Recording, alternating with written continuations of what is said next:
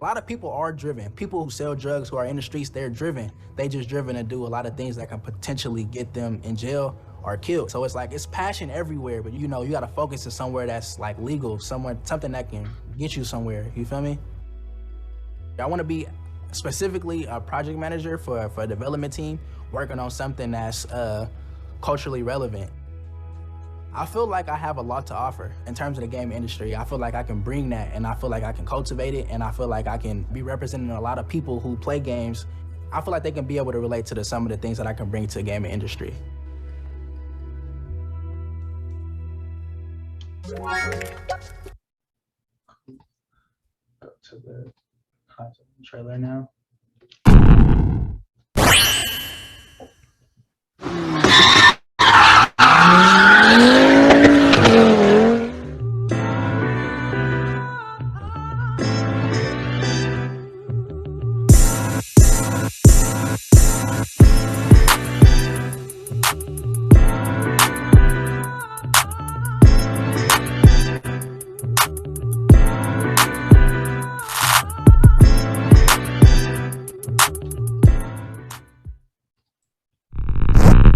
Cool.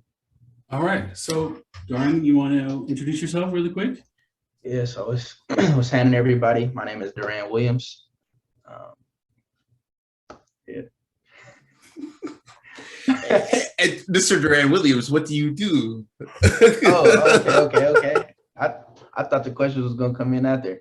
Yeah, so my name is Doran Williams. I'm currently a production intern at 31st Union. Also a Game Heads student, and yeah, producer. So Doran is here with me, Mike Acton, and Ray. Hello, everybody. I'm Ray Graham, here again with Mike. And we just saw your trailer. We saw a clip of you on a documentary, and the trailer for the game that you're working on. Tell us, what is it?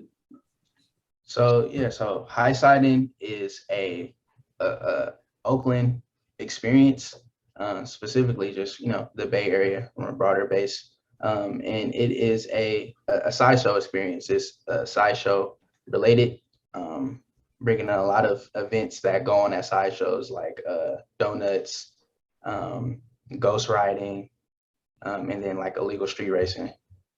So can you break that down for people who have never heard any of those words before? Yeah.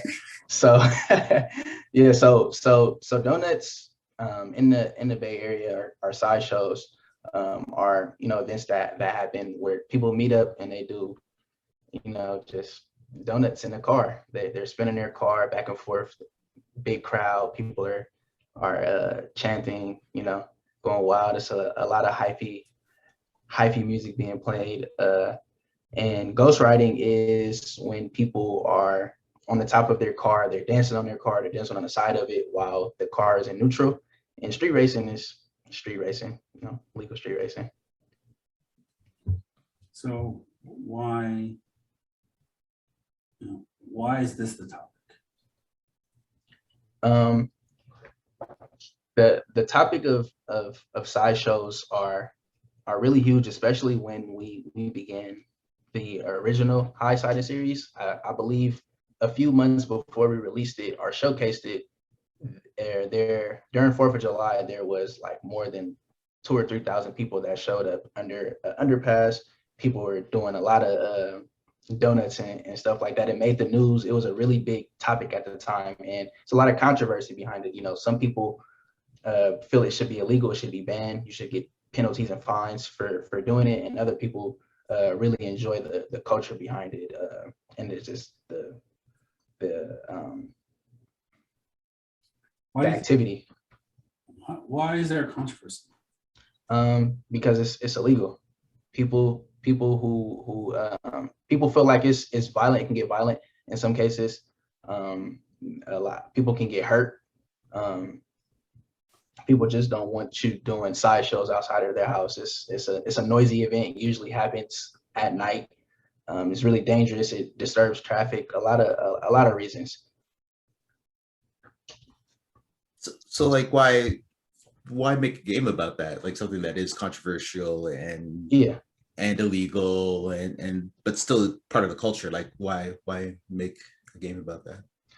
We wanted to make an experience that was relatable to people in the Bay Area, and also in sideshow culture. We wanted to make something that was specifically playable for like Oakland. When you pick this up, you know that this is the Bay Area. You understand that this event happens in the Bay Area and it feels like the Bay Area. Whether it's like the cars, the type of cars that are in there, the music, just the aesthetic behind it is culture, and it's something. It's really a gem for the Bay. For real, it's like I know what this is. Like when I pick that car up and I swing it, when I see the smoke and I see the people outside cheering it, I see the yellow bus on the side, I see Mac Dre murals and Mr. Fab. I know what this is embodying. It's embodying straight Bay Area culture. So why do you want to bring Bay Area culture in front of people? I feel like it's an opportunity to show people that there can be different experiences captured in games, mainly. When you pick something up that's like GTA related or any like AAA game, you know that it's encapsulating a certain experience. It's telling a story, and I think that's exactly what Highsidin does. It's telling the story of an average viewer, or people who are participating in side shows. It's telling that story of what it's like to be in that moment and be in that time. What is the story you want to tell there? Specifically, the story that we want to tell is just one of a hyphy event. We want to give that story to the players. We want people to understand what this is and to be able to be a part of it. But why though?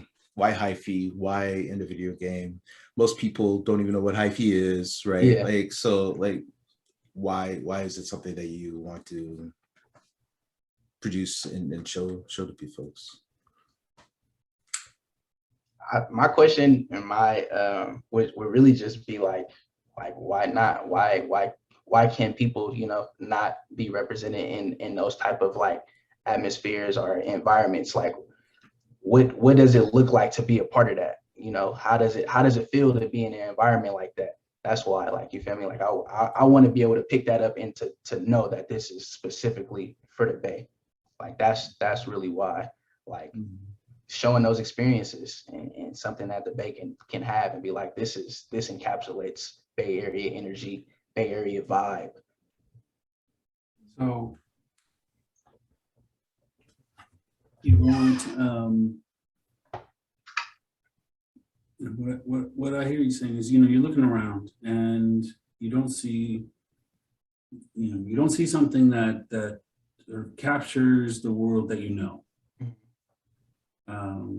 And you want something you want something like that. You want to have a game that captures that world. Why is that important to you? I think it's important for younger people, mostly to know that this is something that you can create yourself. You can replicate experiences that you have in a real world and in a game world. You feel me? Like you can make things that you see, that you care about, that are held close to you, and you can put that in the game world, and other people can interact with it and have fun. It's just another creative like way of expressing yourself that a lot of other people may not be able to sometimes relate to or be able to replicate themselves. So in terms of inspiring young folks, right, and having them sort of realize that there is a method of expressing yourself here, and you can use this medium to express things that represent you. And what else? What else in terms of the message that you want to bring? What do you want to accomplish there? So blueprint. I want to be able to create a blueprint for that's not necessarily out there for younger people like myself. Like growing up, I didn't have a blueprint for how to enter in the gaming industry. I didn't have people that I can reach to in my neighborhoods and where I grew up in my family, in particular, and be like, how do you make games? Nobody can answer that for me. So I think that being that connection, being that bridge, and being somebody that people can get a hold of, you know, and being able to give them the game, give them how I did it, and hopefully helping them in their own journey into getting into the game industry if that's what they want to do, or just chase another dream that they may have.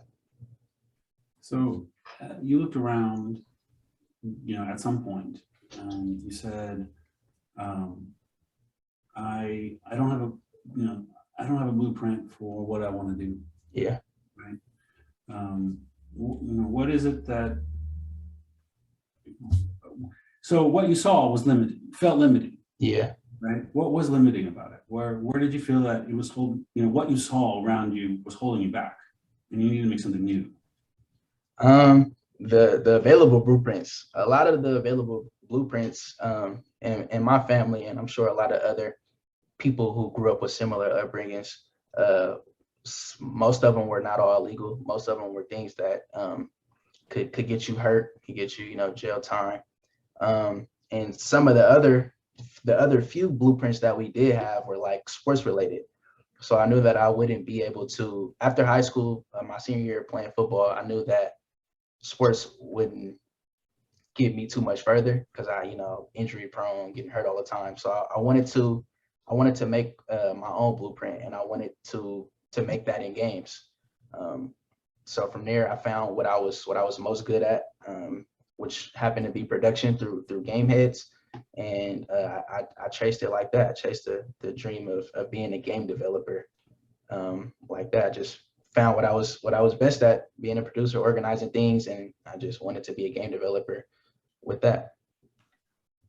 You know, while maybe the evidence came in when you were, you know, in high school and sports and finding that wasn't really gonna work for you. Well, maybe that's a little bit of evidence there. You know, we were talking before about how you didn't have to wait that long to know that you wanted something, you know, you wanted a different blueprint here. Yeah. Where did that start? It mostly started from me being younger, not being able to go outside, and due to where I was being raised at, it was dangerous to go outside. So I, you know, playing the game when I was younger, knowing that this is what I wanted to do, and being a producer was something that was pushed onto me when I was younger. When my mom put me into Avid, I think that was the first like knowing that, okay, I can organize things. I'm good at organizing stuff. I'm good at making sure I hit deadlines, turning in homework on time, and little things like that. That then led me to going to high school and college and just being organized with all of my other work, turning in projects on time, making sure everybody is being held accountable for what they're doing, make sure they're actually doing it. And I think from there, that's how I became a producer. But it was mainly my mom starting me out in Avid, make sure I was organized with like little school stuff, and going from there. So let's rewind all the way back there. So Avid was advancement via individual determination, right? That was a program. Where was this? What was it? A school program? An independent program? What's the? Yeah, so it was like a class period. I think if I remember correctly, I had got referred through the school, had to give the letter to my mom, and it would be like one of my like elections. It was like an elected period that I had picked. I think in like 7th or 8th grade, we all had the choice to pick an extra like period, and that's what Avid was for me. My mom decided that I should be an Avid student, so that I can get like my organization in line, make sure I'm not losing homework, make sure my binder is organized, all of those things, backpack, stuff like that. So did you learn the value of organization there, or was it that you were it fits you because you were already organized? I feel like it was a bit of both. Like I don't think at that time I was losing things. Like my mom got me a phone while I was pretty young, and I don't think I ever lost anything. So I always would say that I was organized, but I think Avid gave me that process and of like, this is how you begin to, this is how you assort all of your notes. This is how you study. This is how you go through these processes, and it's like discipline. I would say, in terms of making sure that you're a good student. Mm-hmm. Some people don't usually take very well to, especially at a young age, to discipline, you know what I mean, right? And so like, what is it about you that made you just like fall in line and fall in love with that? Right? Sports. I think sports, being younger, you always had, like, it's a coach. You have to listen to your coach. So those, I never had any type of problem with like listening to others, and now that I'm looking back at it, like taking their advice on what could make me better, like a better person. So like that, all of those things I would say were engraved through like sports. So like that discipline, like, if I'm telling you to run back and forth for this drill, then run back and forth for this drill. And I feel like it was the same thing with class. At the time, I looked at Avid as another class. I didn't know that it would be like it would spearhead me into like being a producer for the future, I think it was just like one of those things where it's like, all right, this is another class. It's a helpful class. Like I'm taking a lot of the stuff that I'm learning in here and I'm applying it to the type of student that I am. And I think from there, it just helped me down the road. So, one of the things that I hear here is, even though you knew then that the sports path was not your path, there was still plenty that you took away from that work. Yeah. It helped you to see the value of what you did learn from the Avid program, what you did learn, sort of that discipline from sports translated to that process, that organizational process that you learned. Yep. So, how do you bring that to other folks? I think in terms of bringing that process oriented type of mindset to other people is not necessarily forcing it on them, making sure that I can communicate with them, trying to always be somebody that's trusted, trying to always be someone that you can be honest with, and transparent. And from there, I try to use my method of, like being a people's person, being able to talk to them and see what process works best for them.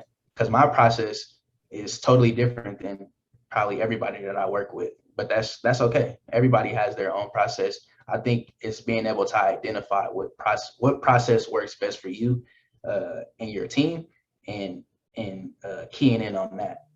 I feel like if you can do that, then you'll be fine. So if somebody's looking for, somebody's struggling. You're looking at somebody who's struggling. Yep. They really don't know what what they're going to do, how they're going to get to their destination. Mm-hmm. How do you help them find it? What are you asking them to do? What are you asking them to answer? How are you pushing the problem? They're just stuck. I feel like the most important thing would be to identify where they're getting stuck at and figuring out how you can get them to tell you how you can help. And in most cases, I think that and on past teams that I've been on, if anytime somebody is stuck, a lot of people like to try to figure the thing out for themselves. And I'm more of the like, I'm sure somebody else has encountered this problem, so let me reach out to somebody on your end or on your behalf and try to get them to help with this, wherever we're stuck at, while you're still trying to get the kinks of like the problem out. So I think just being a helping hand in most cases has, whether that's being somebody that you can talk to about personal stuff, if that's why you're feeling stuck or unable to complete something, or just being able to be like, okay, well, this situation is probably taking a little longer than we expected, so let's get some outside help to get it fixed. I'm gonna take a complete left turn here. Okay. I want to go back to music. So we didn't talk about that much. We talked about the cars a little bit. We talked about the people. We talked about but I don't think we can talk about the culture without talking about the music. So what is it there that you think that people should be paying attention to? Me personally, when I listen to music, I listen to relatability. If I'm listening to something, then I want to be able to relate to it one way or another. And that's another good thing about like Highsidin. A lot of people in the Bay Area can relate to this hyphy type of like feeling, like this hyphy type of environment. So when you hear something that's hyphy, then you start to dance, you start to get the jitterbugs, you start to get the goosebumps because it's something that you can relate to. Yeah, that's all music is about to me. When I listen to it, and a lot of music that I like are songs that are playing things that I can relate to in one way or another. Do you think like music that you can relate to is a common thing in the game industry or in the games that you've played in the past or what you've experienced? Nah. Hey, that's a nice way to say that. Hey, that's why we made Highsidin. When I play Highsidin and I'm listening to Mac Dre, that's what I can slap that. I can play that. Like I can listen to that. I can relate to it.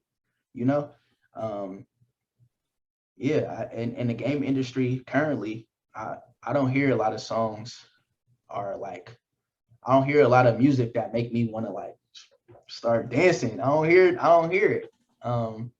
It'd be dope if we begin to hear those type of things though. So,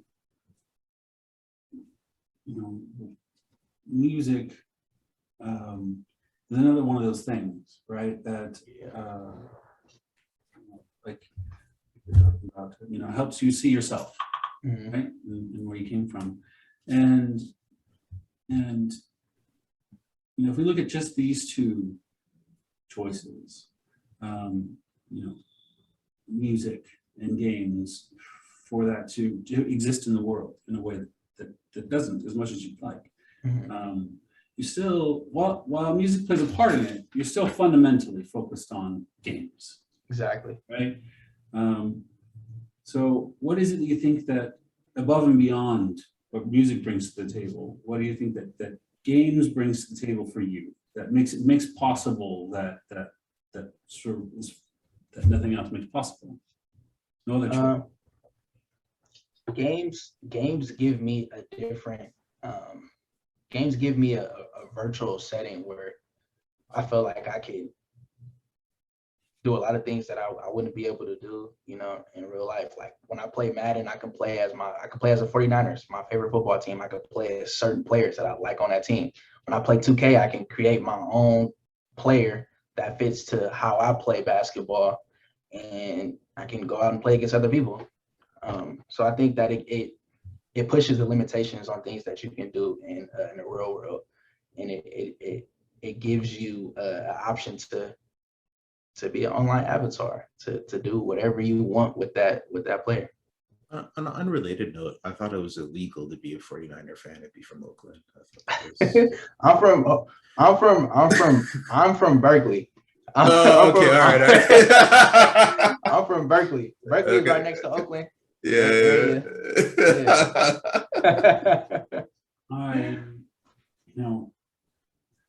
What I hear here, you're talking about, what it gives you is a virtual setting to do things that you might not be able to do.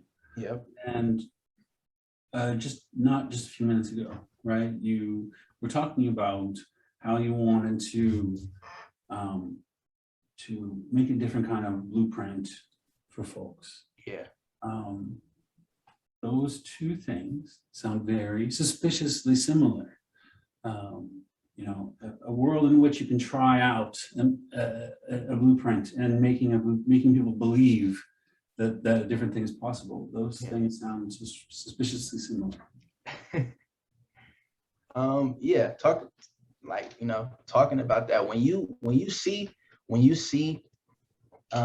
people that look like you in these virtual spaces or things that you can relate to, it pulls you, it gravitates you closer to it, and it's like, okay, I wonder if I can do this. I think that's the first thing I think about. Like Miles Morales, the video game and the movie was like it's a black boy, you feel me, wearing Jordans. Like I can relate to that. Like I've been there before. I've been walking across the street with my headphones on, playing, urban city music. So when you see those type of figures, or those type of, you hear that type of sound, and it pulls you, then it attracts you to it. It's like, all right, I wonder if I can do that. I wonder what I can do with that, or what type of experiences I can make drawing from what I've been through.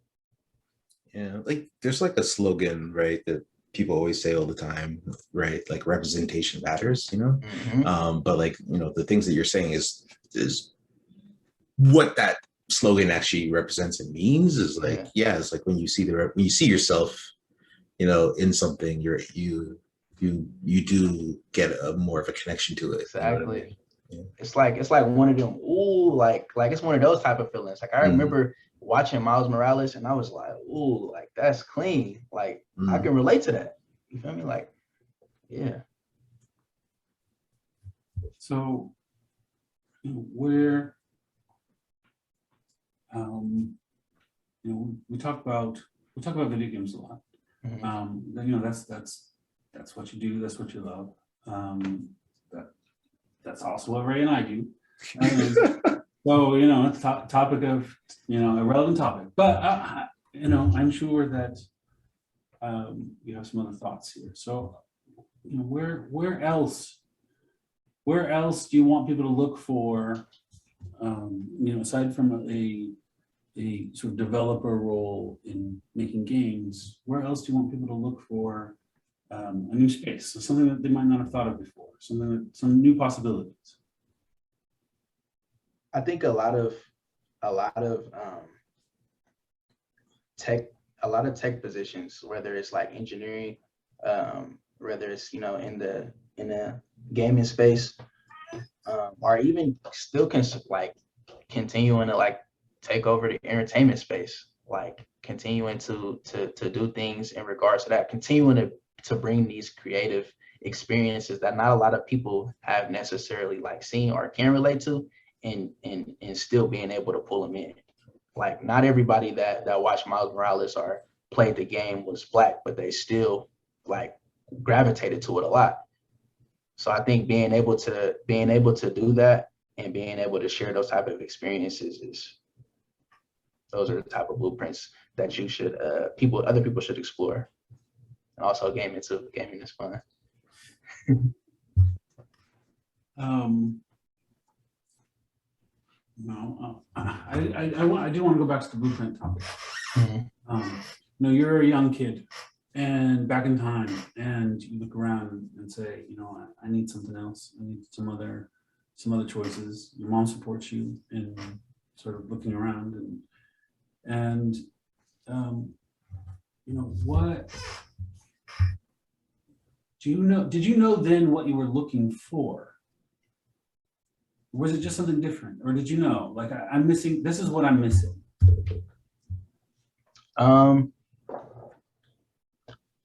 I think back then I was missing that bridge. I was missing that person to give me a blueprint. Like I didn't have anybody to tell me this is how you make a game. These are the pieces. These are the developers, are the titles that are made to make a game. You need a producer, you need an artist, you need an engineer. I thought it was all one person coding the game, like putting all the music in, putting all the art assets in. I didn't know that. So I think what Game Heads gave me was that foundation. I didn't have that foundation. I think that's what I was missing. And by finding Game Heads, that's what I was able to be taught. And I think from there, I was able to build my own foundation and to understand exactly what I wanted to do. I was able to fall in my swim lane of that. So, as you move forward and you are that person, Mm-hmm. you are that bridge for other people, and you do give them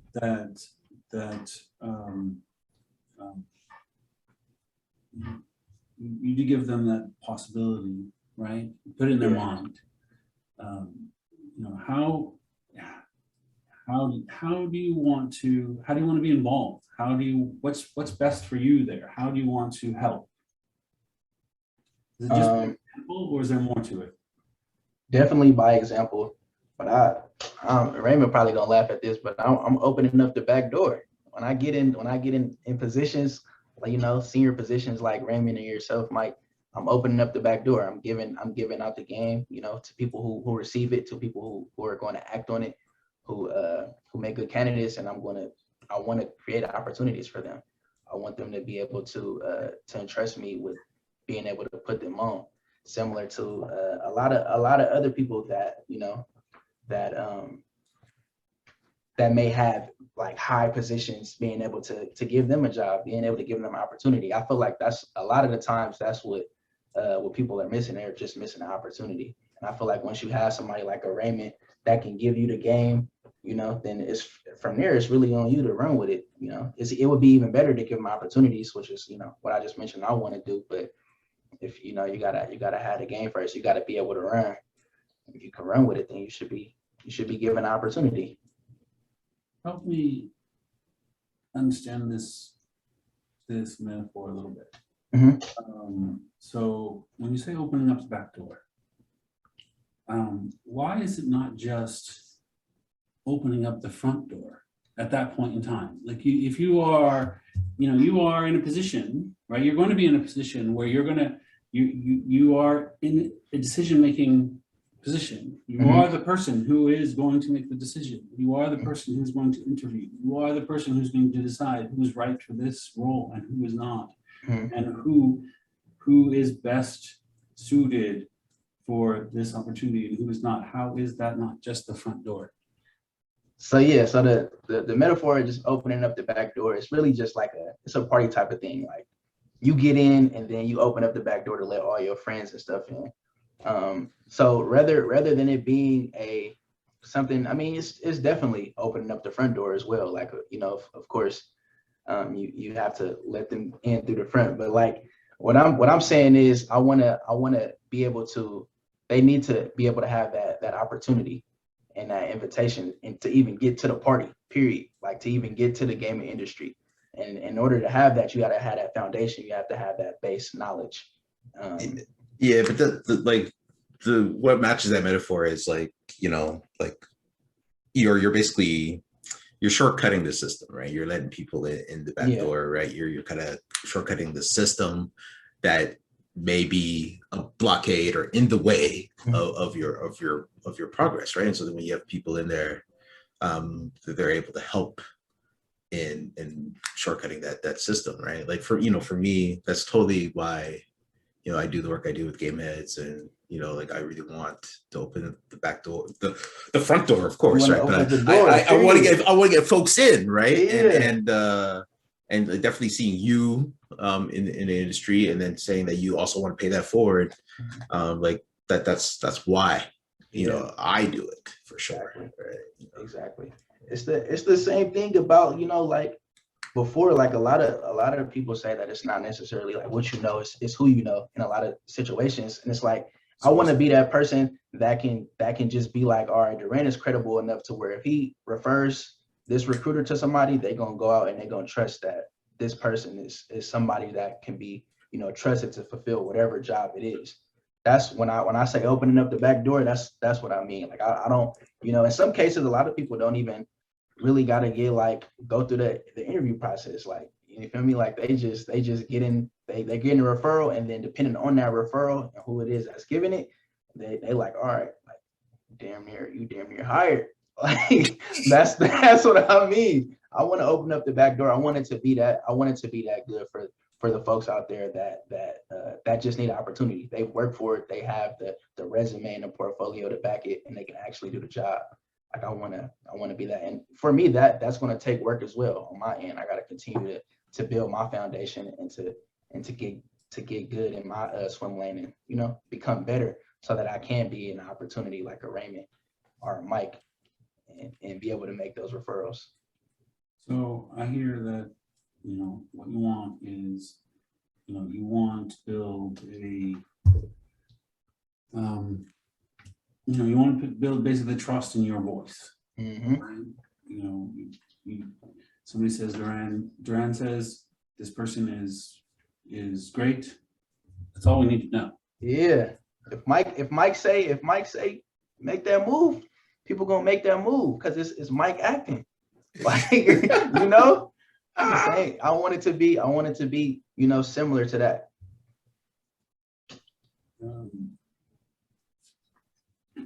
And what,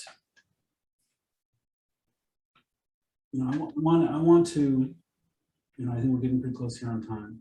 Mm-hmm. And I think this is probably worth digging into. You know, somebody's going to be looking at this, somebody's going to be reviewing this, and to hear all the things that you had to say here. And you know, even with all of this, they may still wonder, you know, how do they know? How are they going to know that what you say? How are they going to know that sort of the recommendation that you give, or the person that you're talking about, or the team, or whatever? How are they going to know that's good? Like that you are capable of making that determination, right? Yeah. How are they going to know that? What? How do you want them to know that? Because by the actions that I continue to make for myself, by the decisions that I continue to make, by me being who I am, then it's one of those things where you of course you're going to, you know, interview that person and check for yourself, but you're not. I feel like in a lot of people, they just, like I said, they just need opportunity.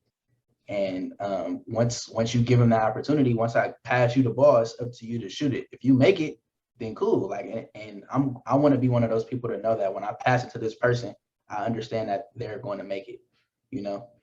So, and it's just having that opportunity, having that voice. Somebody gave me an opportunity, and I was able to do the same. I was able to make the shot, you know? So, all right. You still have to prove yourself, you know, you still have to be capable of your work. But at the end of the day, it's the referral that gave you that in, that got your feet in the water. You gotta hit a whole bunch of shots yourself. Yeah, you gotta hit shots. You still gotta be able to perform your job and stuff, but opportunity definitely matters.